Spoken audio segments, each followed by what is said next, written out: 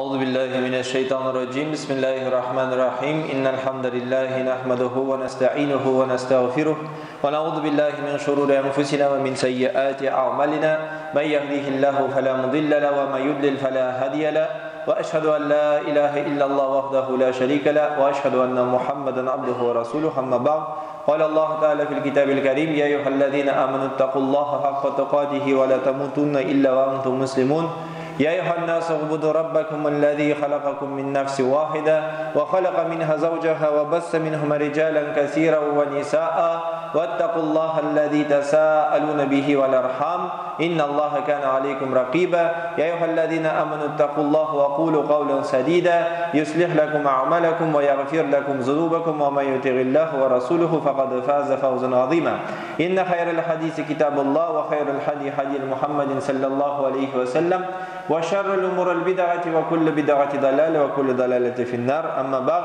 barcha mahluqatlarni yo'qdan bor etib ni'matlab va tarbiyalab turgan mag'bud bil haq bo'lgan Rabbimiz Allohga ko'ngil to'rlarimizdan shiqqan hamd sanarimiz bo'lsa edi. Rahmat için jibarilmiş axirgi payg'ambarimizga Muhammad Mustafa sallallohu alayhi va sallamga salovat shariflarimiz erishib tursa edi. Aning ahli baytina, aning sahabalarına ridvanullohi alayhim Allohdan rizoligi bo'lsa edi. Aning Alloh taolaning kitobi ortidan ham payg'ambarimiz Muhammad Mustafa sallallohu alayhi va sallamning sunnati ortidan yergan mu'min musulmon qardoshlarimizga Alloh taolaning salamlari bo'lsa edi. G'usüllanib ham tahoratlanib iliq bo'lgan juma namozini jilgan qardoshlarima assalomu alaykum va rahmatullohi va barakatuh. Allah'ın rahmeti bilen biz şu günlerde İslam dini kabul etüğünün 1100 yıllığın bayram etemiz. 1100 yıl bizden babalarımız İslam dininde Bagdad haliflerinden ilçilerge Bulgar devletinden kilip İslam dini bu jirlikке resmi revişte kabul etiler. Onun faziletleri, dereceleri Tatar halkına getire turgan faydaları şakti köp.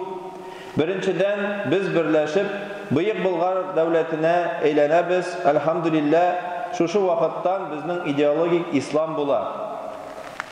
Qayda anlatırsak da biz bütünümüz bir halık Tatarlar. Elbette bile biz Tatarlar Rusya devletinde türlü pişmaklarda yaşay, Sibir Tatarları var, Kırım Tatarları var.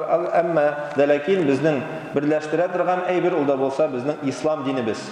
Kimdir eydegiz Bulgar halkı itip yazılıq diye ama biz nişik atalsak da biz Tatarlar birden bulayıq. İkinciden bizge yollar aşıla, mümkünçilikler verile, halkımız ilimge imtila, yukarı oku yurtlarına barıp oku alabız. Şu İslam devletinde bulgan ilimni alabız.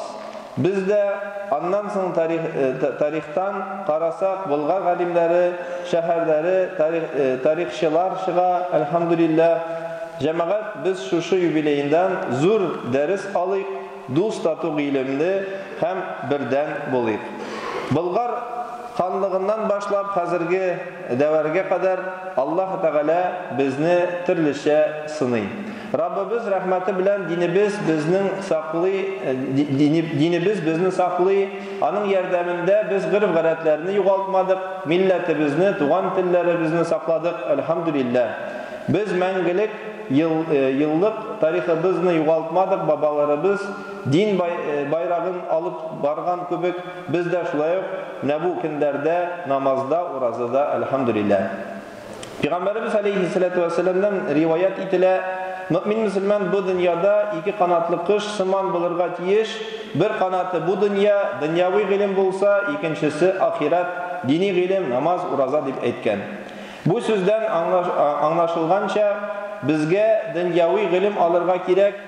Bağlılarımız institutlarda, akademilerde okusunlar, türlü hünerler öğrensinler, kul bilen de işli bilsinler. Şuluk vakitte kış ikinci kanatsız işe almağın kibik, bağlılarımızda ikinci kanatsız, dinsiz, edep ahlaksız yaşay almaslar.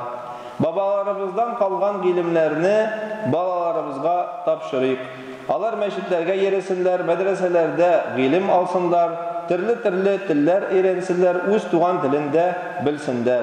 Rabbimiz bizge edem balalarına şu işlerimizde tırışlık, tevakkallik, sabırlık bilsin, devamlı bulup milletimizge, tillimizni saklap kalıp, kileşek buğundarga da tapşırıyık. Менә бу мизгелләрдә тугандар безнең бик тарихи вакыйга уза, ул да булса менә бу без инде гадәтләнгән мәчеттә, Ярдәм мәчетендә җомгага килдек, ләкин шул ук вакытта яңа урында, ул да булса Кырлай дигән балалар күңел ачу урынында бүгенге көндә мөфтиебез һәм инде безнең җөмһүрият җитәкчеләре яңа урында җомга вагазын уздыра, җомга намазында беренче тапкыр гомеребездә уза.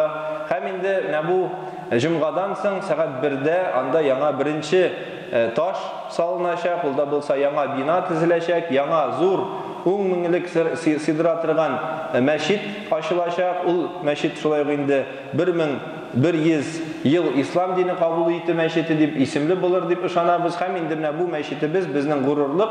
Бу мәчетебездә безнең тагында әлхәмдүлилләh ислам дине яңа куәт белән шәшәк атыр дип ышанып калабыз. Һәм инде һәрберегезне сорыйбыз, әгәр дә ки мөмкинчелегегез бар икән, вакытыгыз бар икән, ул вакытта инде менә бу җомга намазны уздырып, сез инде шул сәгать 1гә Кырлай паркының урынына барып, шулай ук менә бу беренче таш кую мизгелләрдә катнаша аласыз. Ул әлбәттә тарихи вакыйга. Безнең мондый мәчетләр безнең гомеребездә әле мондый зур мәчетләр Казанда төзелерме, әле төзелмәсме? Без бөтенебез бу дөньяга мәңгелеккә килмәгәнбез. Шуңа күрә менә бу мәчетнең менә бу мәчет төзелү башлауында һәрберебезгә катнашуын сорыйбыз һәм инде анда рәхим итеп катнашсак бик күркәм булыр иде. Баракаллаху ли ва лана фил Куранил азим ва нафагана бил аятил ва зикрил хаким. Астагфируллаһ ли ва лакум ва лисал джамаатил муслимин ал хадирин аджмагин иннаху гафур рахим ажвадул карим ас-самиул алим.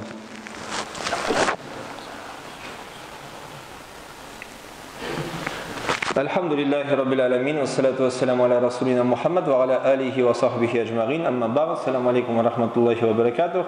Поистине мы живем с вами в исторический момент. В этом году мы празднуем 1100-летие со дня принятия ислама в Волжской Булгарии. Это очень важный исторический момент. Наши предки, наши аксакалы, наши дедушки, бабушки в Волжской Булгарии приняли ислам, что стало очень важным и значимым событием для нынешних татар, для мусульман того времени, потому что ислам принес с собой тартиб, порядок, ислам принес с собой знание, ислам принес с собой культуру, которая и так была на территории Волжской Булгарии, но она обогатила ее, исламская культура обогатила ту культуру, которая была у нас. И сейчас планируется, вы уже заметили, наверное, что в городе на протяжении нескольких дней проводятся различные мероприятия, связанные с этим важным праздником, с этой важной знаменательной исторической датой.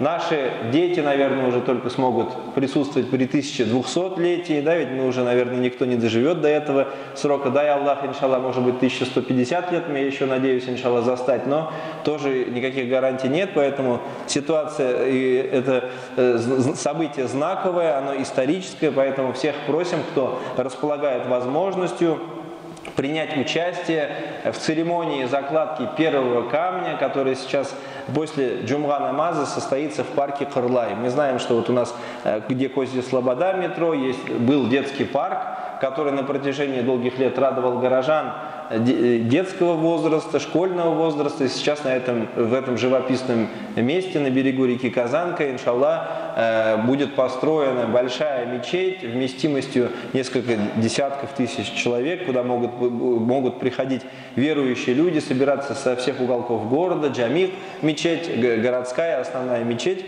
И вот сейчас, после джумга намаза, сейчас там первый раз в жизни будет прочитан джумга намаз в этом парке, да, ведь там и наш муфти Камиль Хазрат Самигуллин, и руководство нашей республики, все там собрались. Сейчас там идет джумга намаз, после джумга намаза в час дня планируется закладка камня, чтобы все люди, кто на джумга в других мечетях присутствовал, услышали это объявление, туда все пришли, и людей там было намного больше. Поэтому, если вы располагаете свободным временем, предлагаем вам, рекомендуем вам поприсутствовать на этом историческом, важном, знаковом событии для истории нашей республики, для истории татар и истории вообще всей России. Inna Allah wa malaikatahu yusalluna 'alan nabiy ya ayyuhalladzina amanu shallu 'alaihi wa sallimu tasliman. Allahumma shalli 'ala Muhammad wa 'ala ali Muhammad kama shallaita 'ala Ibrahim wa 'ala ali Ibrahim innaka Hamidum Majid. Inna salata tanha 'anil fahsya'i wal munkar wa aqimus shalah.